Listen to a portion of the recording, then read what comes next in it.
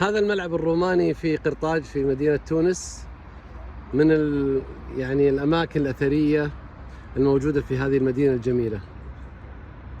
طبعا في ملعب روماني وفي مسرح روماني، لكن هذا كان يقام فيه المصارعة قديما، مصارعة يعني الرجال مع الرجال، ومصارعة أيضا بعض الحيوانات كالأسود وغيرها مع بعض المصارعين. لكنه مكان جميل جدا ويستحق الزيارة صراحة. هذه الإطلالة الجميلة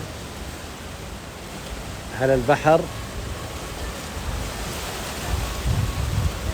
في الكافي المميز. طبعا مكان برد وأمطار، لذلك الجلسات الخارجية مغلقة، لكن الجلسات الداخلية يعني مليئة. مكان جميل وإطلالته روعة جدا.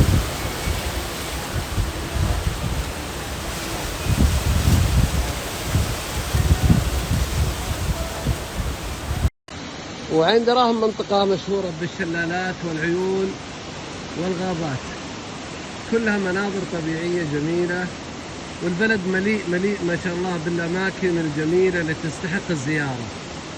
يعني خيارات البلد كثيرة جدا، بين طبيعة وبين بحر وبين مباني وبين مطاعم. يعني المكان يستحق حقيقة الزيارة، مع جمال أهل هذه البلاد.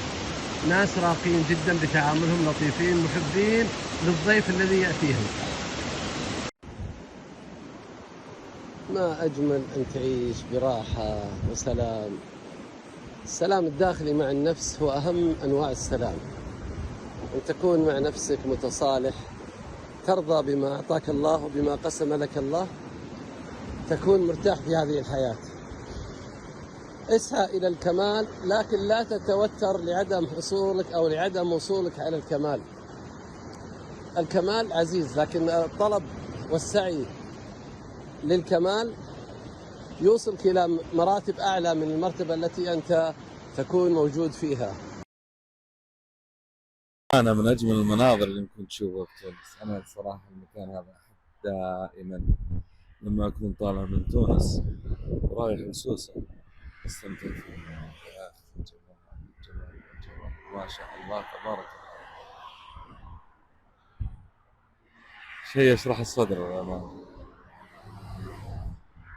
طبعا المكان هذا اللي يكون رايح من تونس إلى سوسة بيقابله في الطريق. أنا من أجمل